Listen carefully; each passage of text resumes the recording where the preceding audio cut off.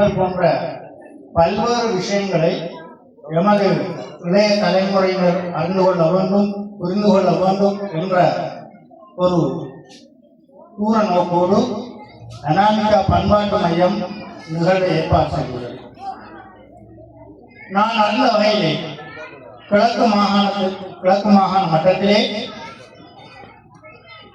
கிழக்கின் நுண்கலை கிழக்கு பல்கலைக்கழகத்தின் நுண்கலை பிரிவை தவிர்த்து கிழக்கிலே இத்தகைய ஒரு அரங்கம் கலை இலக்கிய நிறுவலை ஏற்பாடு செய்து நிறையாங்கே செய்து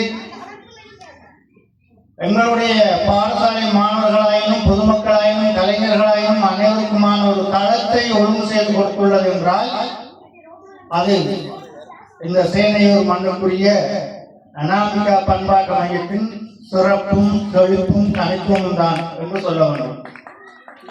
கிழக்கிலே வேறு எந்த ஒரு பிரதேசத்திலும் இத்தகைய ஒரு அரங்கத்தை களத்தை எங்களால் அவதானிக்க முடியாது. இதனை பார்த்து நிகழ்காலங்களிலே அவர்கள் பிரதி செய்து அவ்வாறான ஒரு கட்டமைப்பை ஏற்படுத்திக் கொண்டால் அது அப்பிரதேச இளைஞர்களுக்கும் யுவதிகளுக்கும் ஒரு களமாக அமையும்.